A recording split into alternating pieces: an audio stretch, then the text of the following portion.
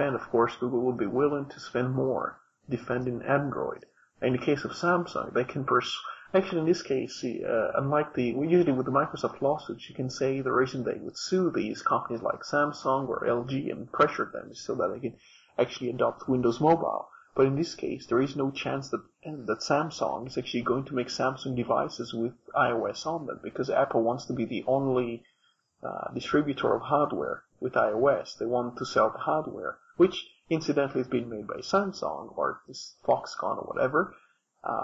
But they don't really have any use for the lawsuits in the sense that they cannot actually make them use a different operating system. That's what Microsoft has been trying to do. Oh, no, but they do actually have a real use for these lawsuits because why they're never going to license iOS, which I think really is the only way at this point to save iOS. If their business model is based on we're going to take a cut of everything. I mean, the developers don't like developing for iOS, but if iOS is the flagship OS, you have to put up with Apple's ground rules. Apple's business model for iOS was we're going to be a thorn in your side and take a cut of things we're really not entitled to, which is part of why Android's growing so rapidly. If iOS becomes just this little obscure OS in the mobile market like OS X is in the desktop market, where it has like 15-20%, it's not the main OS. No, it's more like you think in the United States we sometimes had these statistics issues. Well, we basically try to explain to people, if you look at the SEC filings of Apple, you'd see that the shipments they have would correspond to something to about, 3-4% of the market worldwide. So you'd assume that the market share of OS X is more like 4% internationally. Yeah, you're right. Apple SKUs, they imply that they're U.S. numbers or they're international numbers, and you're right. They're on the same planet. It's the same with Nokia. Nokia is doing extremely well, still in lots of countries like China. But the impression you'd get by reading the English-speaking news is that iPhone is like everywhere and everyone's using it. You probably will see it too. If you're in the States or in the UK, you see lots of Apple things. But if you go to places like the rest of Europe or Africa, you'd see lots of just the commodity platform, Symbian and things like that. No, it's interesting you brought up Nokia, because over the last 2 quarters, their international margin or percentage of market has been steadily going down. They are in danger, if they keep doing this for another 2 quarters, of losing that coveted top spot, which Nokia has had for decades. Mm-hmm. I mean, that's a bit but I don't know. It's Nokia are always going to have the low end, the cheap, the dumb phone market. I don't think anyone else is really able to compete with them there. Smartphones, they've screwed the pooch. They've long since lost that. It's only a matter of time before they're completely swamped by Android and iPhone.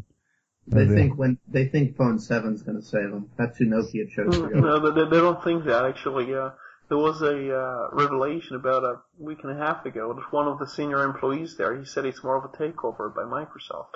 And of course most people would know that the person who's running Nokia now is a former president of Microsoft who had some stocks of Microsoft when he even entered Nokia and nothing in Nokia. So he's more of a, there was this guy called Beluso or something who was going from Microsoft to SGI.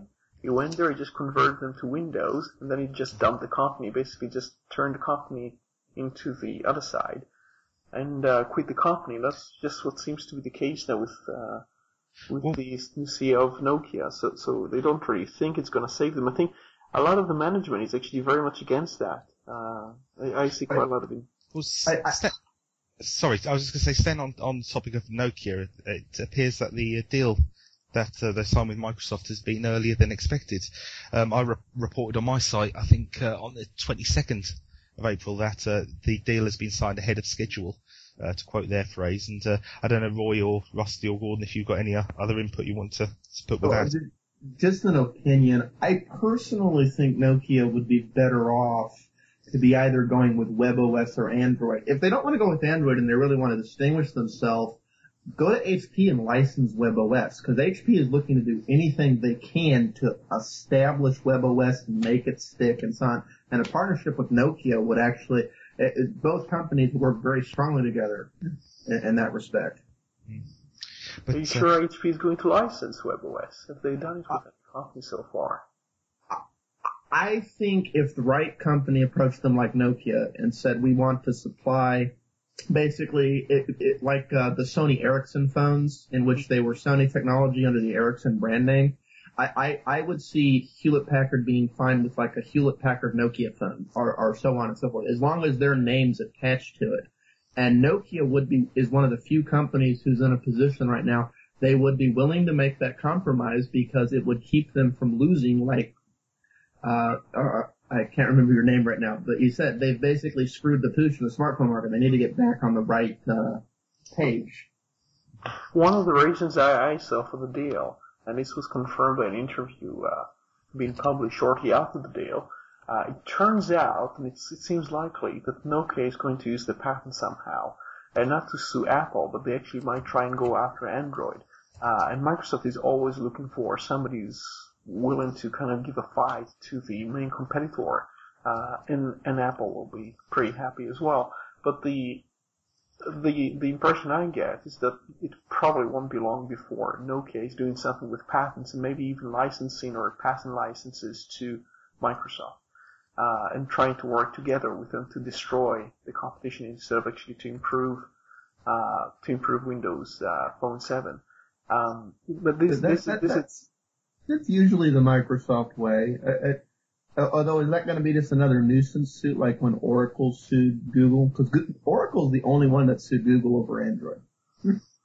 Among the, that is true, I suppose. No, I don't think, actually that's not exactly true because you have all those patent trolls, suing Google. But these are usually... No, that's an important distinction to make. The patent trolls, and if you can name one of some, but all of the patent trolls suing Android, they're not suing Google. They're suing Android manufacturers. They're suing Samsung or HTC or Life's Good. They're not suing Google. That's, what about the latest case? Bedrock, I think it's called. Bedrock? Did you hear about the case?